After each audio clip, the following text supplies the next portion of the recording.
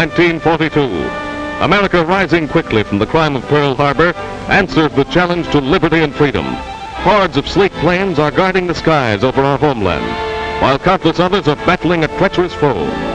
Mighty floating fortresses are ranging the seven seas, relentlessly hunting down the enemy, and at the same time, watching over the vital supply lanes to our allies. Huge juggernauts of American design and manufacture are rumbling along many foreign terrains in ever-increasing numbers. And far behind the actual battlefronts, another war is being waged, the war of production and still more production. Our armed forces must constantly be supplied and reinforced, necessitating an industrial output many times our normal peacetime capacity. Along both, shipyards are humming with activity day and night. Thousands of new workers have been added to the payrolls, skilled men to fashion the battleships, destroyers, and submarines that are making our fleet the greatest in the world.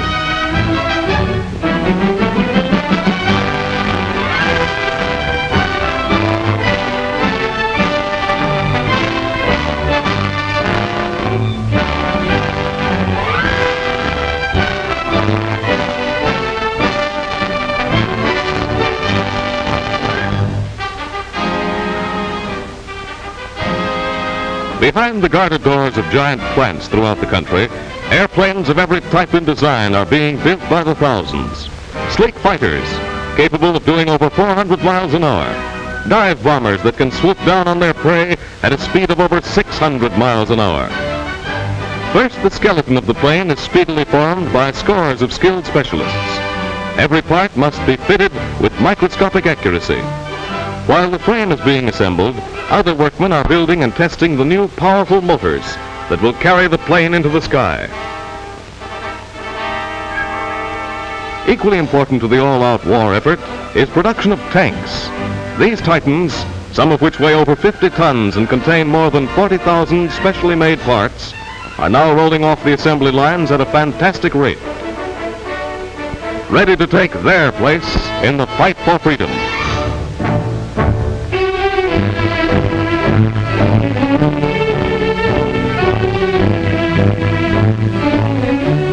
But while tanks and planes and ships are most important, they are but a few of the thousands of varied articles and products necessary for defense. More production means greater supplies of raw materials, materials that come from everywhere. Pig iron to feed blast furnaces, turning out the huge quantities of steel necessary to arms production. Pig iron, copper, aluminum, coal pouring from the caverns of the earth.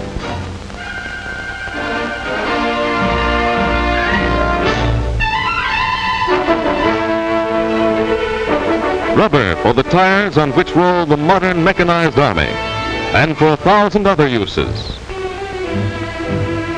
Rubber that comes from the plantations of the tropics.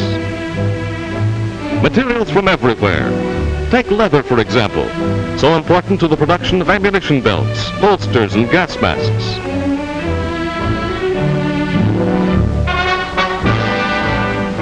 Where does it come from? Why, from the Western steer, of course. That's his contribution to national defense. And his cousin the cow does her bit too, by providing the country with the most important factor in personal defense, pure, wholesome milk. For milk, with its bone-building calcium and health-building vitamins, fortifies the body and makes America strong by making her citizens strong.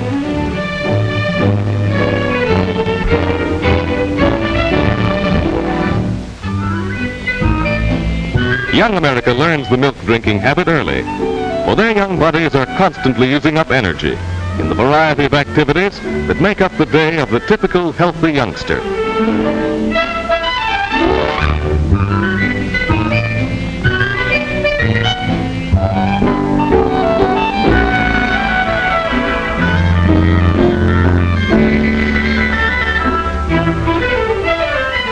Swimming and skating and football are great fun, and the children love them.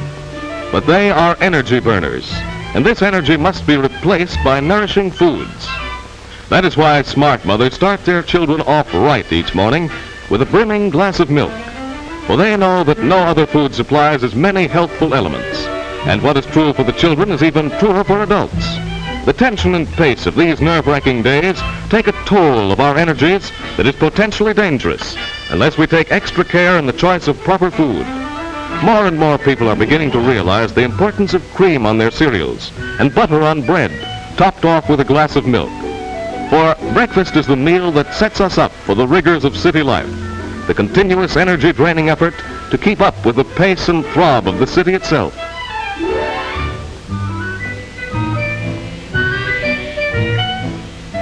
Today, the speed up in our daily activities is greater than ever before, and consequently, we are more in need of a midday pick-me-up.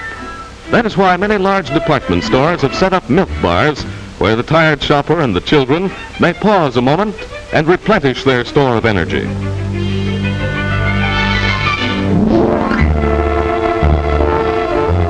That is why milk bars have sprung up everywhere. For wise men and women realize that now is the time for all of us to be at the peak of our productive capacity. And milk at lunchtime supplies the extra pep and vitality that we need to work more efficiently under the increasing tension.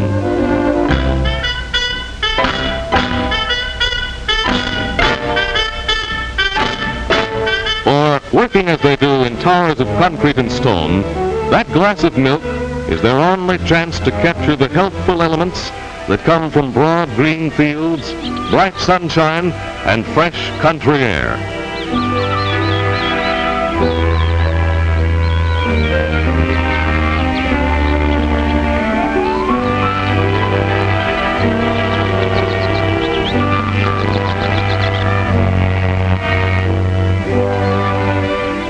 Here in the peaceful surroundings of the dairy country is Mother Nature's arsenal, where she manufactures white ammunition.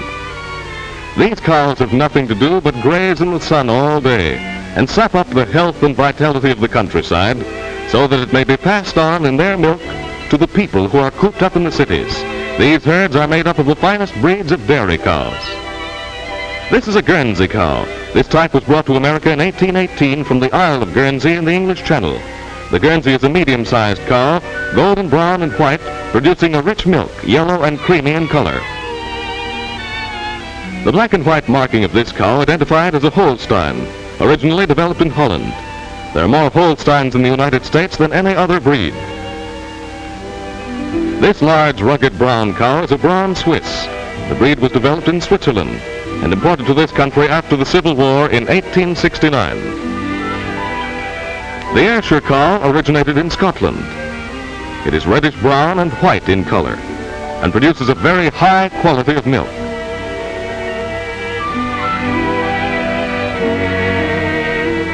This small fawn-colored cow is a Jersey, originating on the Isle of Jersey in the English Channel. The Jersey cow produces a small quantity of an exceptionally rich milk. The world's best-known cow, Elsie, is a purebred Jersey.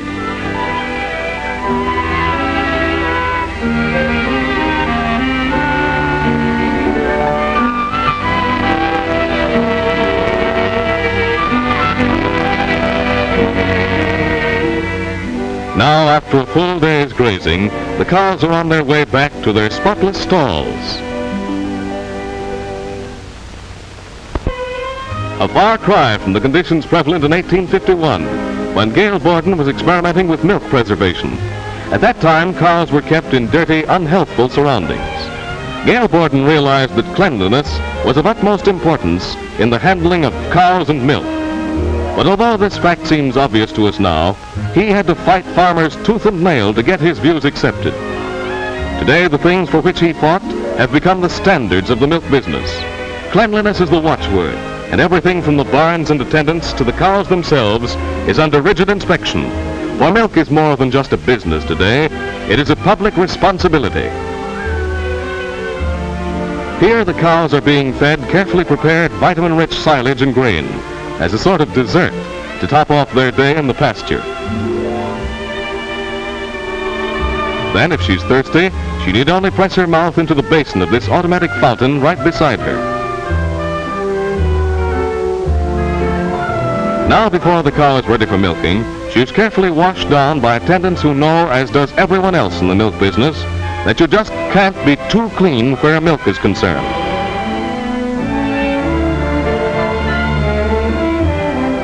Then the cow is ready for one of her regular visits by the doctor. No, there's nothing wrong with her. This doctor is one of a staff who is paid to keep cows well. For you can't be sick and have anything to do with milk.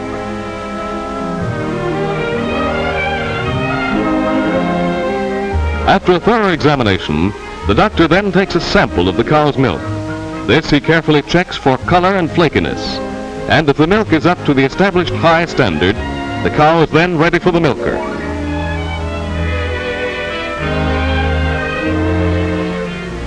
In this modern day, milk production is as highly mechanized and efficient as any other large industry.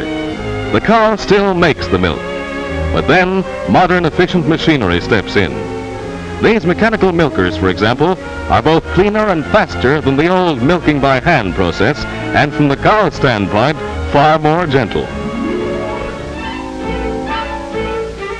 The greatest advance in mechanical milk production that has ever been made is undoubtedly the rotolactor. Employing the principle of the assembly line, this large merry-go-round type of machine saves time by bringing the cow to the attendant instead of making it necessary for the attendant to go to each cow. The cow enters at one end of the machine into its own separate enclosure, each complete with a milking machine and a receptacle for the milk. The cows are first thoroughly washed by the attendants. The receptacle, too, is sterilized with scalding water before it is used. Then, as the cows move around, the attendants attach the milking machine. The rotolactor affords the utmost in protection for the purity of milk, since the human hand has so little to do with the milking process.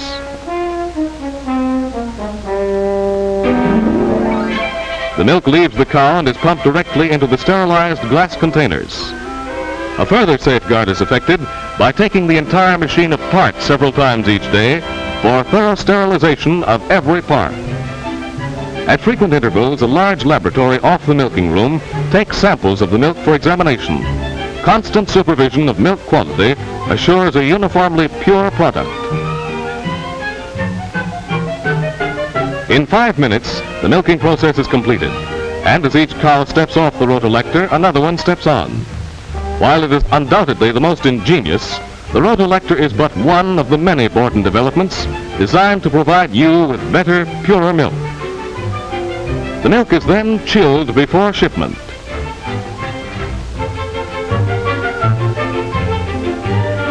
In other localities, the milk is brought to large receiving stations by the farmers themselves. They're advised about the sanitary precautions that must be taken, not only in the production of milk, but in the transportation as well.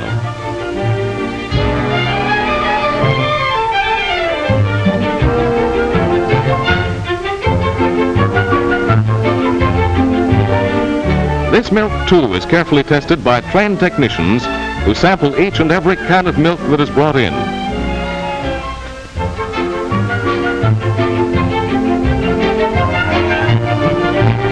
The milk is then weighed, for farmers are paid by the pound, not by the quart. Meanwhile, the cans and lids are sent through a washing machine where they are thoroughly sterilized. Each farmer picks up only the cans that bear his number, and he keeps them securely sealed until ready for use again.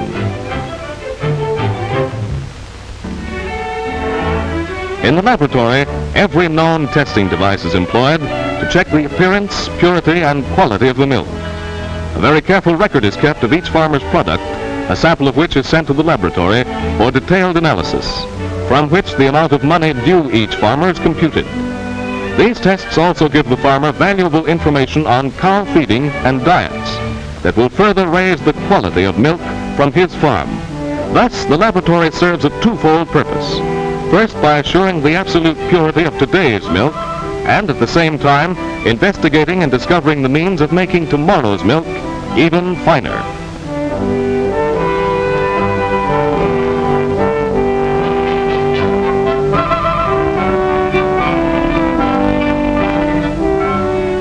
After preliminary refrigeration, the milk is then rushed to the city in large stainless steel, glass-lined tank trucks, insulated to keep the milk ice cold, carrying the freshness and healthfulness of the air and sunshine of the country to the city dweller.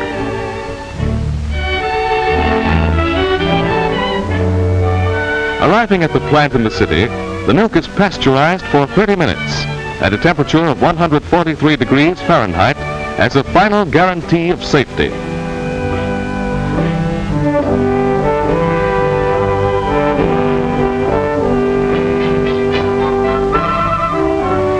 An automatic graph keeps a constant record of each individual pasteurization tank.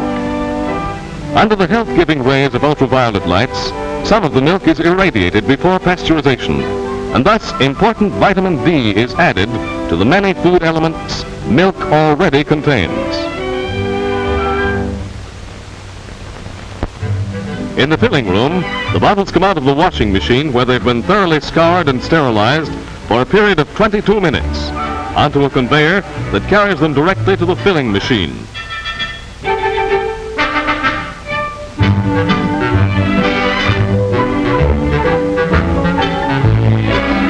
Like an army of glass soldiers, they march up at the rate of 120 every minute to each machine to receive their quota of white ammunition, powerful defender in the constant fight for better health.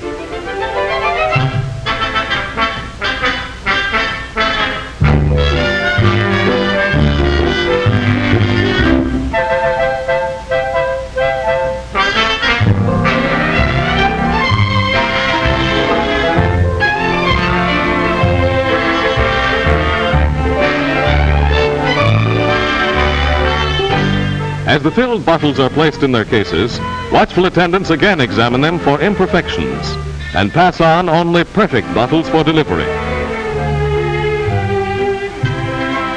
Right. Face. These are the twin quart bottles stepping up for their double helping of white ammunition. 1, 2, 1, 2. The pace never slackens, movement never stops. For milk must be rushed from the cow to your table in the shortest possible time.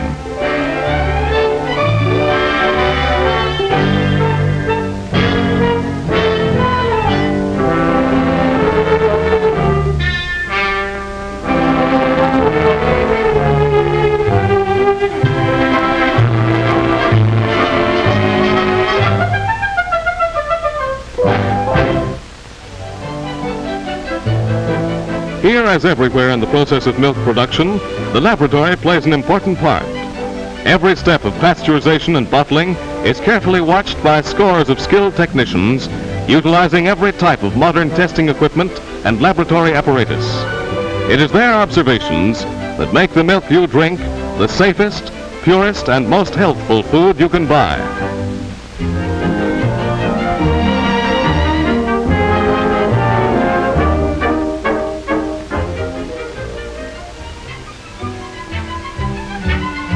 Another method of packaging milk is the single-service container. It is manufactured entirely by automatic machines. From start to finish, no hand ever touches it.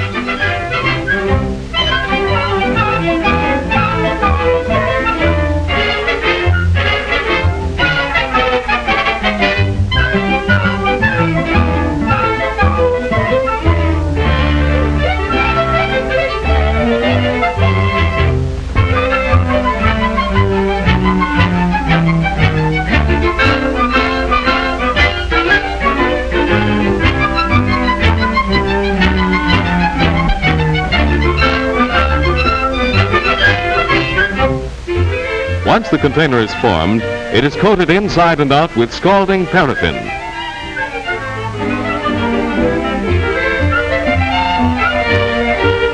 The result? A highly personalized container that is used only once. So popular in stores because of the ease of handling and because there is no deposit required.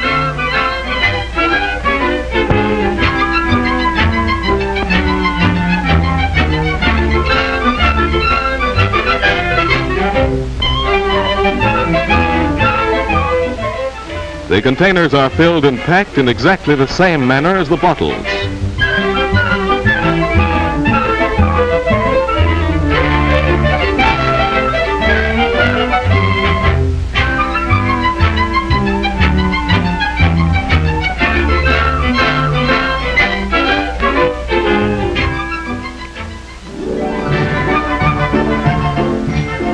This machine manufactures flake ice which is used to keep the milk cold while it is being delivered. Refrigeration is essential because milk is a very perishable food and must be protected on every step of its journey.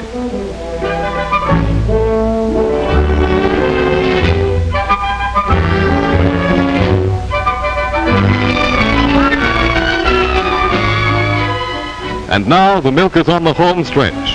In their refrigerated trucks, a silent army of milkmen set out in the wee hours of the morning to deliver their bottled help. Down every street, along every avenue, rolls the dawn patrol.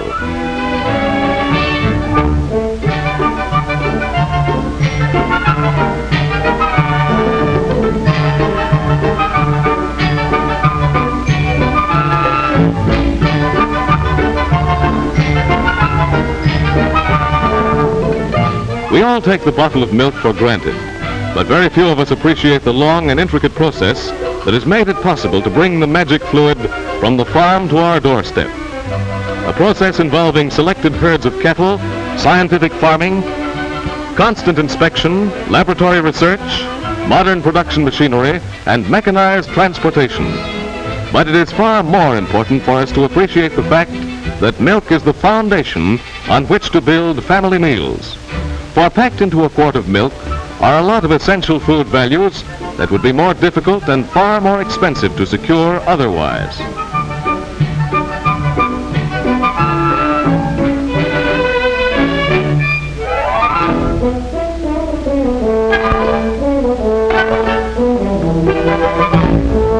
Bottle boxes are furnished by the thousands to families whose milk would otherwise be exposed to the elements. Incidentally, the man who made this box never saw it, for he is one of a shop full of blind men who are kept gainfully employed the year round making these boxes. Not only does milk go to homes, but every morning a huge fleet of these heavy-duty, refrigerated wholesale delivery vehicles rolls out of the branches on their way to serve the stores, restaurants, hotels, and hospitals of the metropolitan area.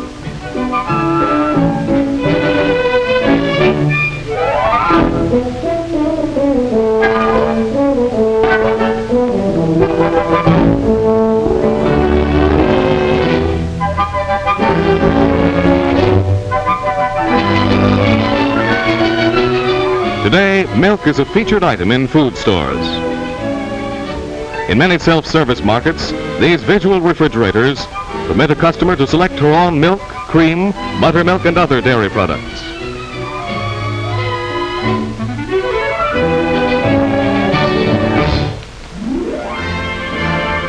And today, milk is playing an important part in the training of the greatest armed forces in our history. A famous general once said, "The more milk you put into a soldier, the more fight you get out of him." For milk, with its healthful vitamins and mineral elements, builds strong men. And in this time of need, it is strong men who give America its strength.